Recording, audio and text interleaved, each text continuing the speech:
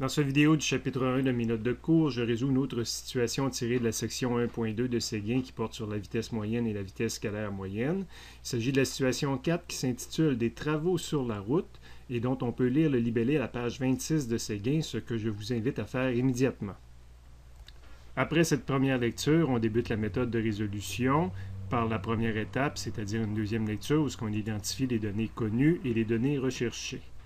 La première chose que je rencontre, c'est un problème où ce que Béatrice effectue un trajet de 80 km entre Montréal et Drummondville. Donc ça, c'est mon trajet total quand je lis le problème au complet. Donc j'ai ici un 80 km et pour moi, c'est un déplacement. C'est pas la position, c'est un déplacement que Béatrice effectue qui va être divisé en deux parties. Donc pour moi, c'est le déplacement total que Béatrice effectue. Fait que déplacement, la variable s'appelle delta x, puis étant donné qu'il y a d'autres, que ce déplacement-là va être divisé en d'autres déplacements, je l'appelle déplacement total TOT. Vous allez voir que je n'ai pas mentionné qu'elle était au départ à la borne 90, puis à la fin à la borne 170, donc sa position initiale et finale, si on veut. Je me suis aperçu que je ne les utilisais pas dans le problème, mais ça serait pas mal de les avoir mis. Sur les premiers 40 km, quand je vous disais que ce déplacement-là total allait être séparé, j'ai un autre delta x ici, mais cette fois-ci, c'est les premiers 40 km. Fait que pour moi, c'est un premier exemple de problème par intervalle que je vais diviser, séparer mes intervalles. Fait que ça, pour moi, c'est son déplacement, si on veut, entre la position 0 et la position 1. Donc, on va y revenir, ça va être plus clair sur le dessin, là. Mais moi, je vais appeler ça le déplacement pour passer de la position 0 à la position 1. Déplacement 0,1 est égal à 40 km. Et sur cet intervalle-là, sa vitesse moyenne, sa vitesse est de 100 km par heure. Fait que ça, c'est une vitesse, variable V. Je l'ai appelée vitesse moyenne parce que c'est ce qu'on me disait. Même pas, je viens de regarder à nouveau la situation. On dit elle roule à 100 km. Donc, j'aurais pu aussi l'appeler V, mais je trouvais que c'était plus représentatif, étant donné que probablement qu'elle n'a pas toujours roulé à la même vitesse, de dire que c'était sa vitesse moyenne là, qui était de 100 km/h. Évidemment, il y a deux intervalles, donc il va y avoir deux vitesses moyennes. Ça, c'est ma vitesse moyenne sur l'intervalle 0,1. Dans la deuxième partie, en raison de travaux, elle est forcée de rouler à 80 km/h. Donc, ça, c'est la deuxième vitesse que je vous parlais. Donc, ça aussi, c'est une vitesse V. Ça aussi, d'après moi, c'est une vitesse moyenne. Et ça, c'est sur l'autre intervalle. C'est maintenant qu'elle est passée de la position 1 à la position 2. Cette nomenclature-là va être plus claire quand on va décacher le dessin. Moi, pour moi, c'est déjà clair parce que j'ai fait beaucoup de problèmes de ce genre-là. Ça, c'était sur les derniers 40 km, donc c'est la moitié du 80 qu'on a ici, c'est l'autre 40 km. Ça aussi, c'est un déplacement delta x, mais pour le différencier des autres delta x, des autres déplacements qu'on avait dans le problème, je l'appelle delta x 1, 2. Et à la fin de la lecture, je m'aperçois que je trouve mon inconnu recherché. C'est une vitesse qu'on me demande, mais quelle est ma vitesse moyenne maintenant sur tout l'intervalle? Donc, encore une fois, c'est un V moyen, mais pour le différencier des deux autres, et surtout que c'est sur tout le déplacement, je vais l'appeler total. Ça n'aurait pas été une faute d'appeler ça delta x 0,2 ici, étant donné que je passe de la position 0 à la position 1 à la position 2, le déplacement total, c'est 0,2 justement, tout comme la vitesse aurait pu s'appeler aussi vitesse moyenne 0,2. Prochaine étape, une représentation de ça. Évidemment, c'est un problème de cinématique. J'ai un delta x total de 80 km/h, donc j'ai un objet qui va se déplacer entre deux endroits.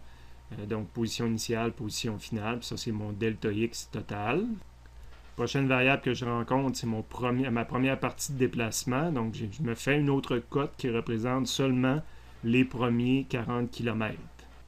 Je continue à lire mes variables. La prochaine que je rencontre, m'assurer que c'est dessiné sur mon dessin, c'est le 100 km/h. Donc, ça, c'est un vecteur.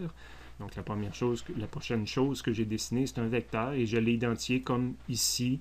Donc, la flèche quand on est ici, mais pas la flèche quand on est dans les données. J'ai une autre vitesse moyenne sur l'autre intervalle. Donc, je viens de vous le faire apparaître, vitesse moyenne 1, 2. Ce que j'ai rajouté, mais qui n'était pas obligatoire, c'est ce que je mentionnais tout à l'heure. Là. Ça, c'est ma position 0, ça, c'est ma position 1, ça, c'est ma position 2. Fait que c'est pour ça que quand on est sur le premier intervalle, j'appelle ça passer de 0 à 1, delta x 0,1, vitesse moyenne 0,1. Et à l'inverse, quand j'étais sur le deuxième intervalle, le deuxième intervalle, c'est quand je passe de la position 1 à la position 2. Donc, vitesse moyenne 1, 2. Il me reste comme variable qui n'est pas identifiée encore le delta x 1, 2. Donc, je vais avoir mis mon deuxième intervalle. C'est un hasard que c'est 40-40. Ça pourrait être des longueurs différentes, puis il a fallu que je les représente dans des longueurs différentes. Évidemment, mon vecteur vitesse ici est un petit peu moins long que celui-là pour représenter le 100 et le 80. Et finalement, il y a cette variable-là qui n'est pas représentée. Donc, en haut, globalement, je me suis mis un vecteur vitesse moyenne pour tout le déplacement total, donc qui va avec la cote totale qu'on a ici.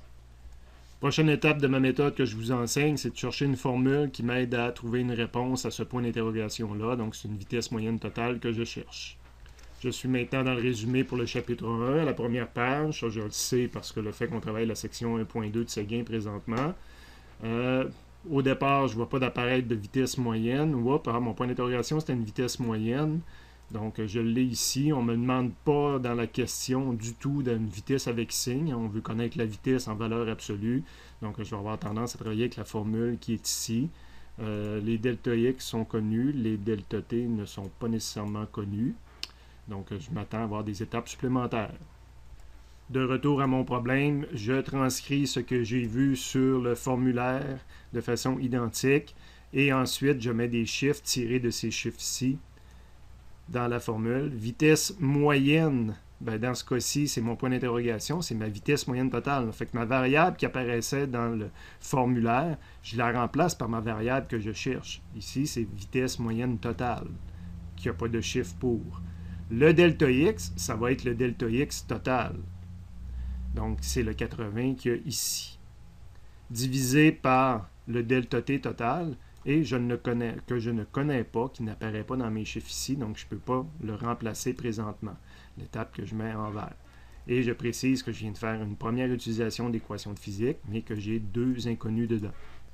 Évidemment, moi, ce que je fais, ma méthode, c'est de dire, c'est ça, ici, j'aurais un chiffre, j'aurais ma réponse finale. Donc, dans mes résumés, il faut que je trouve quelque chose qui va m'aider à trouver un chiffre pour delta t total. De retour au résumé, je peux aller voir plus loin, mais spontanément, je trouve pas que ça va m'aider ça. Ça encore moins. On n'a pas encore vu des vitesses scalaires moyennes. Je remonte en haut parce qu'on avait du delta t au départ. Puis là, on est dans un problème d'intervalle. Souvent, dans un problème d'intervalle, je pourrais avoir à utiliser ça ou encore le delta x total. Là, le delta t total que j'ai besoin, justement, je pourrais prendre le delta t de chacun des deux intervalles. Il ne sera pas dans mes données, mais après ça, je vais pouvoir réutiliser la vitesse moyenne pour chacun des intervalles pour trouver justement ce delta t1, 0,1 là, puis ce delta t1, 2 là. Donc, stratégiquement, ça me semble fonctionner. Donc, mon premier choix, c'était ça parce que je cherchais delta t total et éventuellement, ça va me ramener aussi encore sur ces équations-là. Je m'essaie, des fois, je peux me tromper. Donc, de retour à mon problème, je cherchais une équation qui faisait apparaître ça. J'en ai trouvé une dans le formulaire. Temps écoulé total. Je l'écris comme dans le formulaire avec plus les 3 petits points parce que je pourrais avoir plus que 2 intervalles, mais maintenant je l'applique carrément à mon problème. Delta t total, je n'ai pas de chiffre pour ça, donc je reste encore delta t total, est égal à delta t 0,1, je n'ai pas de chiffre pour, dans ma liste de chiffres. Delta t 1,2, je n'ai pas de chiffre pour, et il n'y a pas de plus 3 petits points parce qu'il y a juste 2 intervalles. Donc je viens de faire une deuxième utilisation d'équation de physique, mais j'ai 4 inconnus au total, une première, une deuxième qui est la même ici, une troisième et une quatrième. Et là, il faut que je trouve des chiffres. Si je remplace ces deux choses-là par des chiffres, je vais connaître lui. Si je connais lui, je vais connaître ma vitesse moyenne totale éventuellement. Et là, je n'ai pas vraiment besoin de me trouver une nouvelle formule de physique parce que je peux réutiliser la même formule de physique, mais je l'applique à une partie de situation différente, si on veut. Je n'utiliserai pas le 80, je vais prendre les demi-intervalles, si on veut, les 40 puis les 40 qui sont là. Donc, je vais réappliquer ma formule de vitesse moyenne, mais cette fois-ci pour V moyen 0,1 pour l'intervalle 0,1. Donc, ma vitesse moyenne, la formule qui est ici, ma vitesse moyenne, c'est le 100 qui est là.